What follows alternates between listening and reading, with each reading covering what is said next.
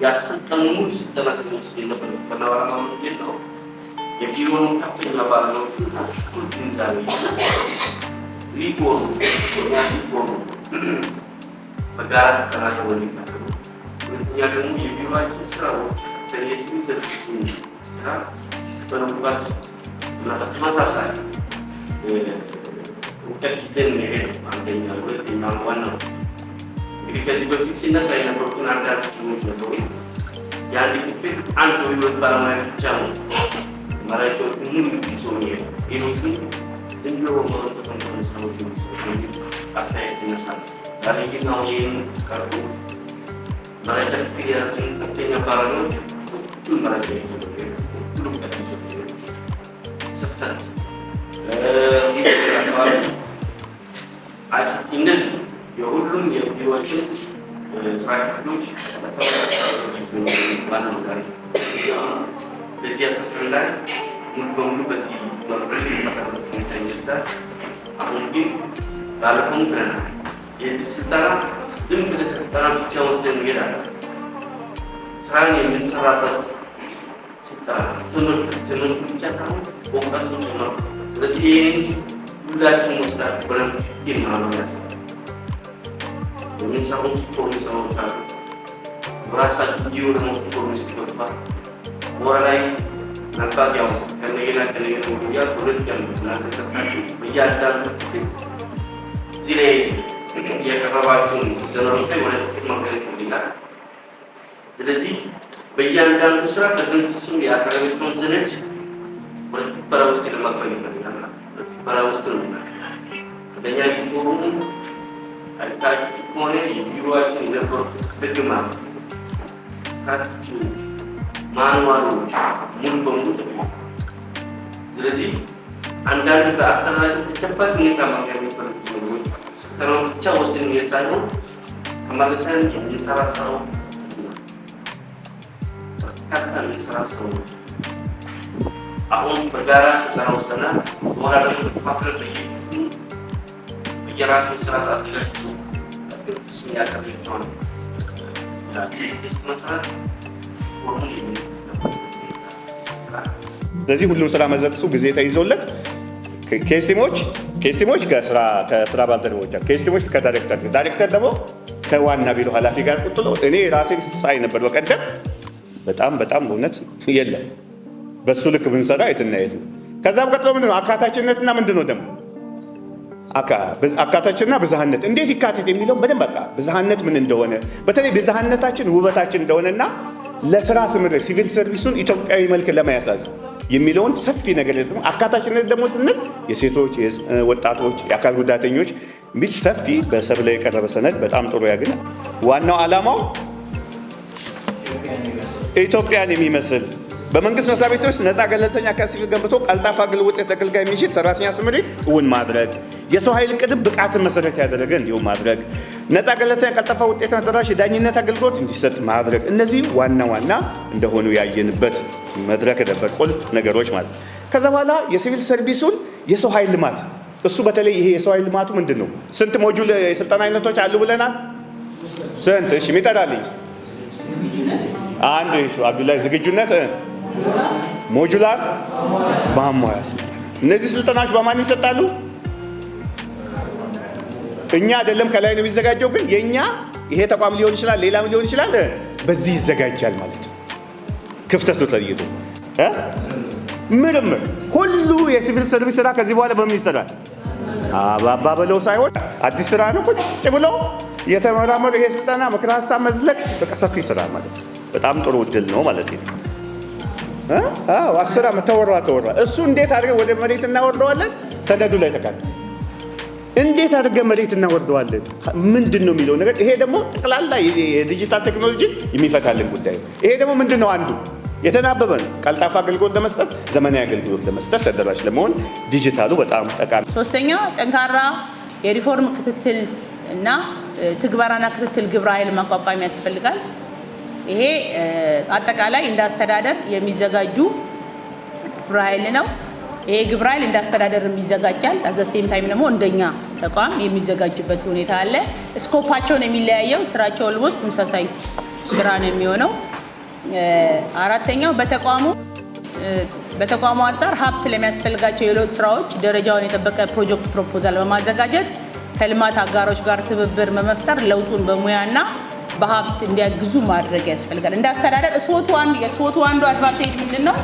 ይሄን ሪፎርም በምንሰራበት ጊዜ ምን መልካም አጋጣሚዎች አሉን፣ ምን ጠንካራ ጎኖች አሉን፣ ምን ክፍተቶች አሉን፣ እንደገና ደግሞ ምን ስጋቶች አሉን፣ ሪፎርሙ በሚፈለገው ደረጃ ውጤታማ እንዳይሆን ወይም እንዳንተገብር የሚያስችሉ ስጋቶች ምንድናቸው የሚለውን ነገር ከወዲሁ ለይተን አውቀን ያሉንን መልካም አጋጣሚዎች ደግሞ እንድንጠቀም እድል ስለሚፈጥርልን ከዛ ጋር ተያይዘው አንዱ መልካም አጋጣሚዎቻችን ሊሆኑ የሚችሉት የምናቀርበው ፕሮፖዛል ተቀባይነት ካገኘ ተጨማሪ መንግስት ከሚመድበው በጀት በተጨማሪ ሀብት የምናገኝባቸው ሌሎችን በሀብትም ብቻ ሳይሆን በሀሳብም በተማሩበት ሁኔታ አለ።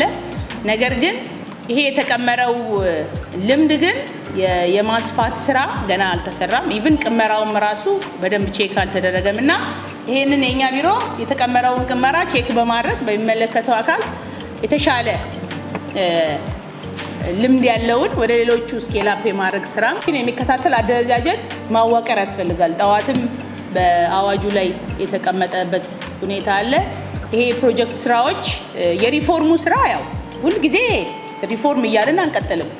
ሪፎርሙን በምዕራፍ የተከፈለበት ዋናው ምክንያት ያ ነው። ስለዚህ እንደተባለው እና ቢሳካ ማለፍ ችለው ወደ ትግበራ ምዕራፍ ገብተው ትግበራውን በተመሳሳይ 18 ወራትን ወስደው አጠናቀው ወደ ማጥናት ምዕራፍ ከተሸጋገሩ የፕሮጀክት ስራ ነው የሚሆነው። ከዛ በኋላ የሪፎርም ጉዳይ ይጸናል። ይሄ በምን መልክ ይሆናል የሚለውን ያው ካቢኔው የሚመለከተው አካል የሚወስንበት ሁኔታ ነው የሚሆነው።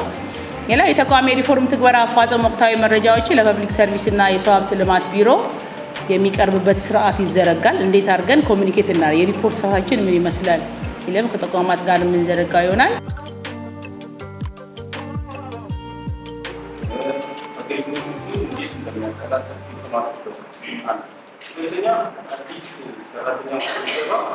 በዚህ መልክ የሚለየው ምናልባት ግን አሁን ላይ ቢሮአችን ምን እንደሚሰራ ከምን አግባብ ተነስቶ ይሄንን ነገር እንደሚያከናውን በተረዳሁበት ማለት ነው።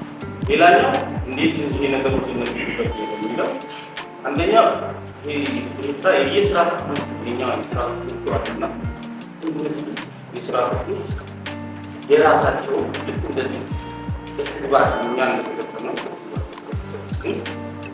አለ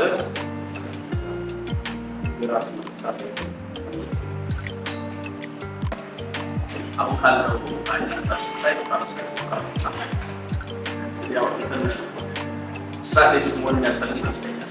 አንደኛ በጣም ሰፊ ሰነዶችና ናቸው። እነዚህ በአንድ ጊዜ ሁሉም ሳይመለስ ለማውረድ እንችላለን። ስለዚህ መጀመሪያ የትኞቹ ቅድሚያ መስራት አለባቸው በምን ያህል ጊዜ በደንብ በደንብ ማዘጋጀት መጀመሪያ የትኞቹ ማስቀበል እዛ ዝርዝር ስራዎች ቼክሊስት እና የራሳችን ስራዎች ቼክሊስት አዘጋጅተን ወደ ስራ መግባት አለበት። በዛ ደረጃ ሁለት ቲም መዋቀር አለበት ብዬ አስባለሁ።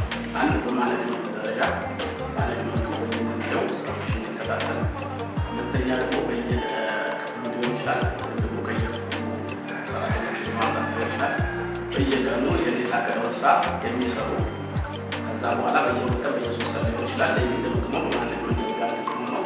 ያኛውን ደግሞ ሌላውን ስራ ክፍፍል ተደርጎ የሚሰራ ቲም መኖር አለበት። ስለዚህ በዛ መሰረት ስራዎችን መስራት ነው። እንግዲህ አሁን ሁለት ነገር ነው የሚጠበቅብን። አንደኛ የተቋማት አለ የኛ። ስለዚህ መጀመሪያ የኛን ትራክ ውስጥ ትንሽ አስገብተን ወደ ተቋም ካልሄድን አንድ ያው ከሳምንት በኋላ ተቋም ላይ ዝጋም ከተባለ ትንሽ ስለሚል የጊዜ ገደብ አስቀምጦ ወይ አንዱ ሊሆን ይችላል 20 ቀን የኛን መልክ አስይዞ ከዛ በኋላ የቀሩትን ስራዎች ወደ ጎን እስከ ሰኔ የሚሰሩ እንዳሉ ታሳቢ አድርጎ ወደ ተቋም ከዛ በኋላ ሊኬድ የሚል ሀሳብ አለ። ምክንያቱም የኛን ስንሰራ ራሱ ከትግበራ የምንቀስማቸው ልጆች ይኖራሉ። ተቋም ስንሄድ ነው በዚህ አይነት ሚሰራ የሪፎርሙ ስራዎቹ ሊጠናቀቁ የተቀመጠው ጊዜ በራሱ በጣም እንድንፈጥንና ብዙ ስራ እንዳለብን ጭምር እንድንረዳ የሚያደርገን ነው። ከዛ አንጻር ከአመራሩ ምን ይጠበቃል፣ ከሰራተኛው ምን ይጠበቃል፣ ፕላስ ደግሞ ስራዎችን ስንሰራ ምን አይነት ስልት ነው፣ እነዚህ ተቀምጠዋል። ስራዎችን የምንሰራባቸው ፍሬምወርኮች ተቀምጠዋል። ነገር ግን እነዚህ ስራዎች በአግባቡ ካልተመሩ ባለሙያውም ደግሞ በአግባቡ ሙያውን መሰረት የሚያደርጉ ቴክኒካል ስራዎችን በሚጠበቅበት ልክ መስራት ካልቻለ እንደ በፊቱ አይነት እንቅስቃሴ የምናደርግ ከሆነ እንዳስተዳደራችን ለተቋማችን ውድቀት ይመጣል የሚል ስጋት አለ። ፐርሰናል ምክንያቱም ስራ በጣም ሰፊ ነው፣ ጊዜ የሚወስድ ነው፣ ኮሚትመንት ይፈልጋል፣ በጀት ይፈልጋል። ስራ የሪፎርም ስራ ይታወቃል። ከዛ አንጻር ሁላችንም ቢያንስ ምንድን ነው ሪፎርም የሚለው ሮሮ ላይ ያለውን ኢሜጅ ይችላል። በዚህ በስልጠና በ10 ቀን ሁኔታ ውስጥ ስል የሚያገኝበት ካለ ከዛ አንጻር ሪፎርሙን ብቻ እንደ ስራ ይዘን አንቀጥልም፣ መደበኛ ስራዎችም ስላሉብን ማለት ነው። ስለዚህ እንዴት አድርገን አጣጣም መሄድ አለብን ያለው ዶክተር ያለውን ሀሳብ በለጠ ለማዳበር ነው።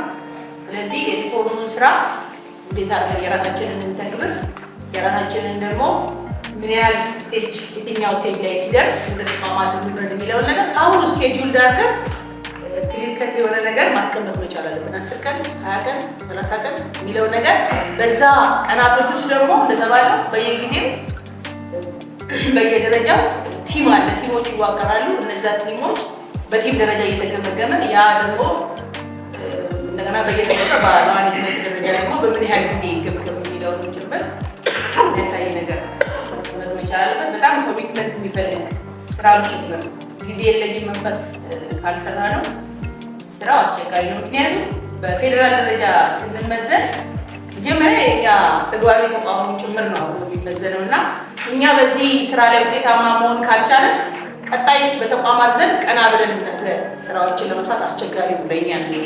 ስለዚህ በዛ ልክ ጥሩ ከሰራን ገጽታ ግንባታ የምናደርግበት የተሻለ ስም የምናገኝበት ስራ ነው።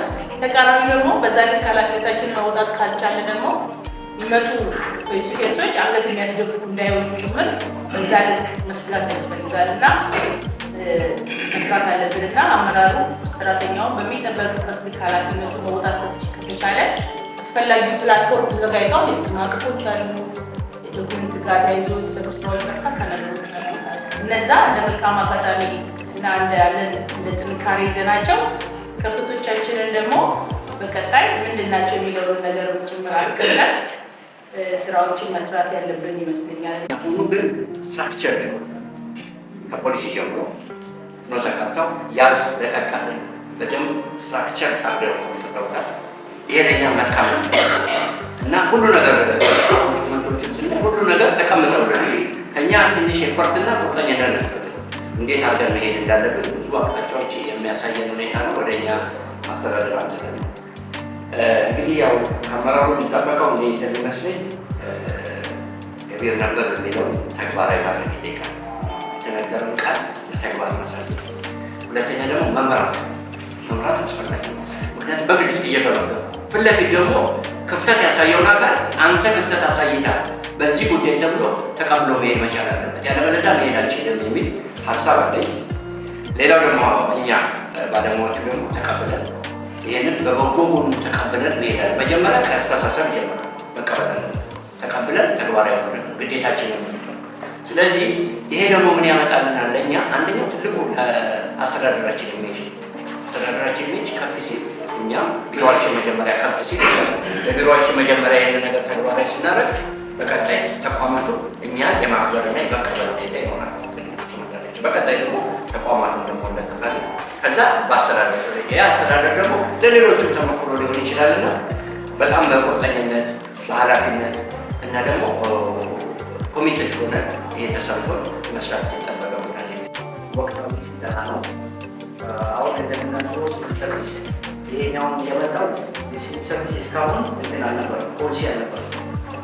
ፖሊሲ በማስፈለግ ይህም የመጣው በትልቅ ጥናትና የመንግስት አገልግሎት አሰጣጥ ችግር አለበት ተብሎ ስለተለየ ነው። ያንን ለደንበኛውን ለህብረተሰቡ ቀልጣፋና ዘመናዊ አገልግሎት ለመስጠት በሚል ማለት ይህን ፖሊሲ ተከትሎ ብዙ ነገሮች መጥተዋል። እንደሚታወቀው ሲቪል ሰርቪስ ሁለት ሚና ነው ያለው። አንደኛ ራሳችንን ተግባሪ ነን፣ ሁለተኛ የሌሎችንም አቅም የመገንባት ሪፎርሙን ራሳችን መጀመሪያ በራሳችን ላይ መተግበር፣ ሁለተኛ ተቋማቶች ላይ ሪፎርሙ በመሬት እንዲወርድ ክትትልና ድጋፍ ማድረግ ነው። ይህን እኔ እዚህ ላይ የሚሰጣቸው ሀሳቦች አሁን ምን አዳዲስ ነገሮች በቴክኖሎጂ መደገፍ አለበት። ስለዚህ እንደኔ ቲሞች ቢቋቋሙ እያንዳንዱ ስራ አሁን የስራው ክፍተቶች፣ ችግሮች የሚፈቱት በጥናት ነው ብሏል። ስለዚህ የጥናት ቲምም መዋቀር አለበት ነው። ምክንያቱም እያንዳንዱ ችግር በጥናት መደገፍ አለበት ስለሚል የጥናት ቡድን ቢቋቋም ይህንን አሰራራችንን ዘመናዊ የሚያደርግና የሚያቀላጥፍልን የቴክኖሎጂ ቲም ቢቋቋም አሁን በአስተዳደራችን እነዚህ ጥናቶችን ለመስራት ትንታኔ ለመስጠት መረጃ አያያዛችን በጣም ደካማ ነው። በተለይ ተቋማቶች ላይ ያለው ጥናት ይሰራሉ ብሎ መረጃ የለም። ይህንን በባለቤትነት እያንዳንዱ የሚደረጉትን በባለቤትነት እኛ ይዘን ሌሎችንም መረጃዎችን በደንብ እንዲይዙ ማድረግ። ሌላው ሶስተኛ የሚጀምሩ ስራዎች በትክክል ለመስራት ጆብ ዲስክሪፕሽናችን በደንብ መለየት አለበት። መጀመሪያ የራሳችንን ሪፎርም አለ። እኛ ጋር እያንዳንዱ ሰራተኛ በተሰጠው በተሰጠው ስራ ልክ መስራት አለበት፣ ስራውን ማወቅ አለበት። ይሄኛው እንደተጨማሪ ደግሞ እንደተጨማሪና እንደሌላው ትልቅ ስራ ሪፎርሙን መያዝ አለበት። እያጣጣምን መሄድ መቻል አለብን ማለት ነው። ሁለት ስራ ነው የሚጠብቀው። መደበኛ ስራችን አለ፣ የሪፎርም ስራ አለ። ይህ የሪፎርሙን ስራ ወደ ዳር ለማድረስ ምንድነው የሚፈልገው? አመራሩ የራሱ ሚና በደንብ መወጣት አለበት። ባለሙያ የራሱ ሚና በዚህ ስርዓት ውስጥ ምን መሆን አለበት? የተጠያቂነት ስርዓትን መዘርጋት አለበት። አመራሩ አቅጣጫ መስጠት አለበት። ኮሚቴ መሆን አለበት። የሚያስፈልጉ ግብአቶች ለዚህ ሪፎርሙ ተግባራዊ ማለት የሚያስፈልጉ ግብአቶችን ማሟላት፣ ጥሩ የሰራውን ማበረታታት አይደል? ኔሚንግ እና ሼሚንግ የሚባሉ እንትኖችም መሰረት ማትጊያ ስርዓትና ተጠያቂነት ስርዓትን መዘርጋት አለበት። ጥሩ ለሰሩ መሸለም፣ አግባብ ስራቸውን በአግባቡ ያልተወጡት ላይ ማስተካከያ እርምጃዎች ይህንን ማድረግ አለብን። ባለሙያም ሙሉ ኮሚቴ ሆነው ለውጥ ከማን ነው የሚጀምረው? ከራሳችን ነው የሚጀምረው። ራሳችንን ለለውጡ ዝግጁ ማለት መቀበል ነው። ከዛ ለሌሎችም ማካፈልና ሌሎችም ማበረታታት መቻል አለብን ነው ብለው አሁን ይሄ ስራ በእርግጥ ከባድ ስራ ነው። ብዙ ኮሚትመንት የሚፈልግ ስራ ነው። ግን ከተወጣ ነው ደግሞ እንደ አስተዳደር ይሄ ቢሮ ጎልቶ መውጣት የሚችልበት ኦፖርቹኒቲ ነው ብዬ ይህንን ስራ ምክንያቱም ያው እንደ ሀገር ከተቀመጡት 10 የትኩረት ነጥቦች አንዱ ይገብር ነበረ መክበብ አመራርና የተቋም ግንባታ ነው። መንግስትን ትኩረት ሰጥቶታል። ሌሎች ሴክተር መስሪያ ቤቶችም እንደዚህ አይነት ስራ ነው የሚሰሩ፣ በጸጥታውን ብንሄድ፣ በኢኮኖሚው ብንሄድ። ስለዚህ እንዳስተዳደርም የውድድር መድረክ ነው የሚፈጠረው። ለስታ በትክክል ስራውን ሰርተን ከወጣን እስከዛሬ ብዙ ስራዎች ሰርተው መውጣት ያልቻልንባቸውን እድሎች አሁን ከተጠቀመን የምናገኝበት ነው። ግን ይሄ በቀላሉ ሊመጣ ይችላል። ሰሞኑን ያው በነበረ ዲስክሽን ላይ ከእኛም ይጠበቃል፣ ከአመራሩ ይጠበቃል። ሰፋ ብለን ያንን መወጣት ከቻለን ስለዚህ አንደኛ መደረግ አለበት ብዬ የማስበው ስራዎቻችንን ማጉላት። የሚሰሩ ስራዎች ስትራቴጂው ላይ ተቀምጧል። የአህዝቦት ስራ መሰራት ነው። ስራውን በተቻለ መጠን ሁሉም ሰው የራሱ አድርጎ እንዲቀበለው ማድረግ መቻል አለበት። በተለይ ከእናንተ ከአመራሮች የሚጠበቅ ነው። ልክ የሲቪል ሰርቪስ ስራ ስንሄድ ከዚህ በፊት የሚገጥመን አይነት ሳይሆን አሁን ሊቀበለን የሚገባው አመራር ወደ ተቋማት ሲኬድ የራሴ ስራ ነው ብሎ ከኛ በተሻለ ኮሚትመንት የሚሰራ ሰው እና እንዳስተዳደርም ባሉ ከፍተኛ አመራሮች ቦታ ይሄ ነገር ትልቅ ትኩረት እንዲያገኝ ይሰራል። ሌላው ከኛ የሚጠበቀው መናበብ ግድ ነው። ምክንያቱም አሁን ተፈጥሮ ይሰራል ይሄ ሪፖርት ክፍል ስራ ነው የኔ ክፍል ስራ ነው ብለን ካለ በዛ ልካለ ሁሉንም አቅም መጠቀም ይቻላል።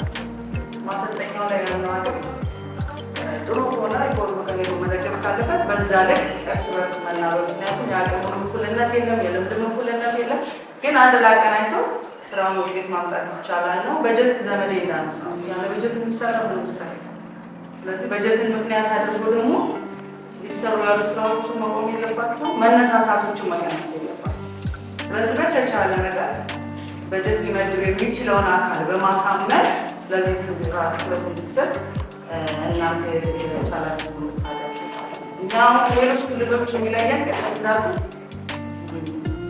ጥሩ ሰርተን ወደኛ ልምድ ሊመጣበት የሚችል ማድረግ እንችላለን። ብዙ አስቻይ ሁኔታዎች አሉ። ስለዚህ እነኛን አስቻይ ሁኔታዎቻችን ምንድናቸው የሚለውን መለየት።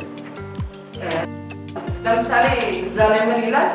የሪፎርም ማሰልጠኛ ማዕከላትን መገንባት ይላል።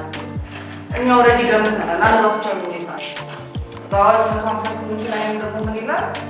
የስራ አመራር ኢንስቲትዩት እንደሚቀየር የብቃትና የስራ አመራር ኢንስቲትዩት ሆኖ እንዲደራጁ ይደረጋል። እኛ ኦልሬዲ ገንብተናል። በቀላል ወደ ስራ ገብተን ቶሎ ጎልተን ልንወጣበት እንችላለን። በሰው ኃይል በማጠናከር አደረጃጀቱ አዋጁ በሚፈቅደው ልክ ቶሎ ተፈጻሚ እንዲሆን በማድረግና እነኚህን ስራዎች ስልጠናዎችን በተለይ በተቻለ አቅም መሰልጠን ይቻላል። ምክንያቱም ስራው የሚሰራው ጭንቅላት ላይ ነው። ሁሉም በአመለካከት መግባባት ካልቻለ በፊት ሲባል እንደነበረው ወረቀት ላይ ብቻ የሚቀር እንዳይሆን በዛ ልክ ይህንን ከማጠናከር አንጻር ይሰራ የሚል ሁኔታ ነው ያለኝ። ሌላው ከሪፎርም ትግበራ ላይ ከዚህ በፊት የገጠሙ ብዙ ችግሮች አሉ። ስለዚህ አሁን ሊገጥሙን የሚችሉ ችግሮች ምንድን ናቸው? ሊገጥሙን የሚችሉ ችግሮችን ከወዲሁ ለይተናቸው ብንዘጋጅ እንደዚህ አይነት ነገሮች ሊገጥሙ በእንደዚህ አይነት የሚል ፈቀዶቻችን ጎልቆን ያንን ብናይ ነው። በ24/7 ሆነ እንግዲህ አሁን በሁለት ሰዓት ገብቶ 8 ሰዓት በሚለው አይደለም። ማታ ሚዛን ሄደን እያሰብን እያስጨነቀን የምንሰራው ስራ ነው።